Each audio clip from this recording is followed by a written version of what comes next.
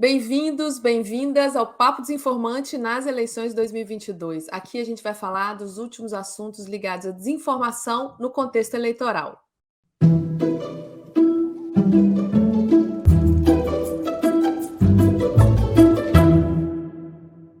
A gente vai lançar em breve uma página especial de eleições, sobre eleições e desinformação, já na próxima semana, dando aqui um spoiler. Mas já começa aqui no YouTube, também nas principais plataformas de podcast. Você já pode começar a ficar sintonizado com o Papo Desinformante Eleições. Além do início oficial da campanha eleitoral, essa semana foi marcada pela posse do ministro Alexandre de Moraes na presidência do TSE.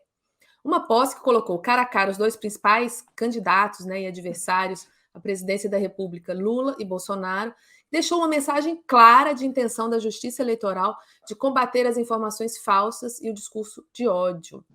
O Moraes disse que o TSE vai ser implacável nessa missão, especialmente em relação àqueles que se escondem sob o anonimato nas redes sociais. Que assim seja. Coisa quase inédita no nosso ramo, nossa jornalista e pesquisadora Liz Nóbrega acompanhou uma história com um final feliz. Conta para nós, Liz. Oi, Ana, isso mesmo, né? A gente sempre está aqui falando dos problemas das plataformas e a história vai começar desse jeito também, né? E essa semana, o Global Witness, uma organização internacional de direitos humanos, rodou um experimento e divulgou na segunda-feira. Eles fizeram um teste que foi assim: eles criaram 10 anúncios com desinformação sobre o processo eleitoral. 5 desses anúncios tinham informações falsas sobre as eleições e outros 5 tinham o objetivo de deslegitimar o processo eleitoral. Eles colocaram esses anúncios para serem veiculados no Facebook, mas justamente porque o Facebook permite que você retire o anúncio antes que ele efetivamente vá ao ar.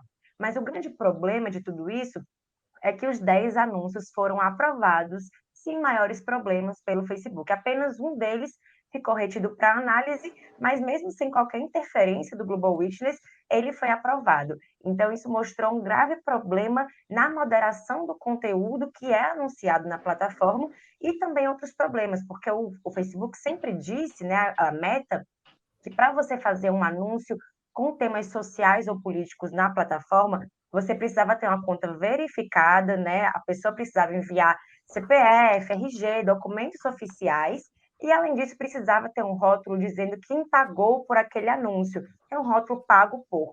E outro ponto interessante, né, muito preocupante também dessa pesquisa, é que o Global Witness não fez isso, não teve uma conta verificada e nem colocou um rótulo pago por. Outra falha muito grave quando a gente pensa em anúncios políticos que, inclusive, tinham desinformação sobre o processo eleitoral, por exemplo, dizendo que era uma data errônea, né, para você votar, ou então que você não precisaria, por exemplo, levar um documento oficial com foto. Bom, essa repercussão foi nacional, mas não só aqui, né? O Washington Post também deu essa matéria, mostrando essas graves falhas de segurança na segunda-feira, e já na terça-feira, no dia seguinte, a Meta atualizou as suas políticas, né? Dizendo que a partir de agora vai proibir anúncios questionando a legitimidade da eleição. É uma pequena vitória, né? Um pequeno passo para o homem, grande passo para a humanidade, mas é uma pequena vitória que deve ser comemorada, né? Então a gente precisa entender que, apesar de estar perto das eleições, ainda há tempo das plataformas mudarem, como foi nesse caso. Quem quiser entender mais um pouco desse experimento, é só entrar lá no nosso site. Legal, Liz. Está tudo lá, desinformante.com.br. E é nesse universo e nesse percurso de pressão da sociedade civil, e resposta das plataformas, como diz a Liz, ainda há tempo para mudança, Mergulhado nisso está o nosso coordenador-geral, João Brant, mergulhado em reuniões com as plataformas, tentando ligar essas pontas para trazer mais finais felizes para a gente. Conta para a gente, João, um pouco do bastidor dessas conversas. Olha, Ana, acho que o exemplo que a Liz acabou de dar mostra que, de fato, quando a pressão expõe essas fraquezas e esses problemas da gestão de conteúdo pelas plataformas, elas atuam. Nós tivemos hoje também, né, uma ação importante, agora um anúncio importante do Google, de que ele vai incluir os candidatos a deputados estaduais, governadores, né, os candidatos em nível estadual, na sua biblioteca de anúncios políticos. Isso era e é um dos pleitos que as 110 organizações que assinaram aquele documento de pedido de pressão sobre as plataformas em relação ao papel delas, né, para manter a integridade do processo eleitoral, fizeram. Isso significa que há movimentos importantes, e eu acho que o papel da sociedade civil tem sido de pressionar, mostrar as falhas e principalmente discutir as consequências dessas falhas, porque não se trata de ficar trabalhando exemplos pontuais como se eles tivessem valor por si. A questão é que eles são exemplos emblemáticos, são exemplos de que se aquilo está acontecendo assim com aqueles anúncios, por exemplo, que a Global Witness fez, é porque o nível de supervisão do Facebook sobre os anúncios políticos eleitorais na plataforma tem sido praticamente nulo, né? Então, acho que a gente espera alguns mais avanços aí nas próximas semanas. Os diálogos com as plataformas são naturalmente, eu diria, tensos, né, na relação entre o que a sociedade civil espera e o que eles estão dispostos a responder nesse momento. As plataformas têm níveis diferentes de proteção da integridade eleitoral, mas eu acho que a gente tem espaço realmente para avançar daqui até as eleições. E uma das coisas que tem sido mais tema realmente das conversas é se elas estão ou não preparadas para casos críticos, né, para casos de crise institucional.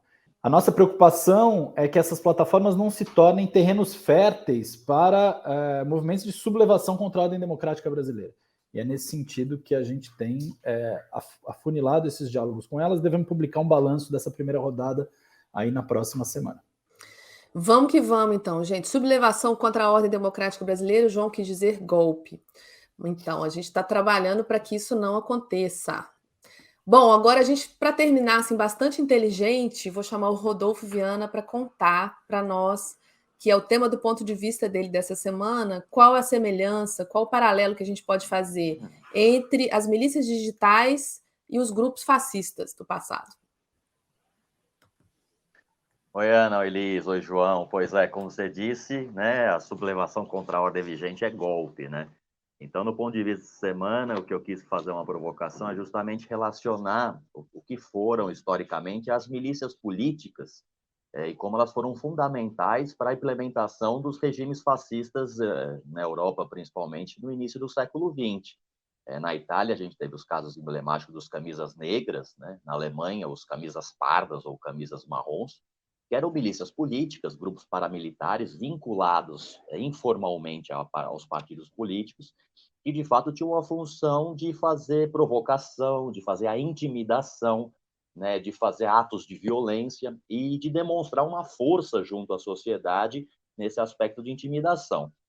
O paralelo que eu tentei traçar foi justamente com o que hoje se aponta como sendo as milícias digitais, né? Então, por mais que hoje talvez haja não, que existem métodos diferentes, porque o ambiente digital, o ambiente virtual não existia no início do século XX, a gente tem que ver alguns tipos de recorrência que são as mesmas. E o intuito do texto é justamente chamar a atenção para a gente não tratar esses grupos chamados de atualmente milícias digitais como alguma coisa exótica, alguma coisa menor, mas sim compreender o seu papel político central justamente nessa construção de um ambiente que possa levar ao arbítrio e ao autoritarismo, né? Não é porque uma coisa aconteceu no passado que ela não se pode repetir com outras roupas. Se no passado existiram os camisas negras e os camisas pardas, eu faço a provocação que talvez hoje estejamos diante dos camisas neons. Enfim, faço o convite para todos lerem o texto que está na nossa página e quem puder comentar, compartilhar também, o debate está sempre aberto. Legal, Rodolfo. Bom, a gente fica por aqui. Papo Desinformante, eleições, está se encerrando, mas semana que vem tem mais. Enquanto isso, vocês dão uma curtida aí, por favor, aí no nosso vídeo. Assine o nosso canal, porque é só assim que a plataforma consegue fazer circular o nosso conteúdo, ampliar esse debate. Tem conteúdo também no Instagram, no Twitter, DesinformanteBR, @DesinformanteBR. Até a próxima. Tchau.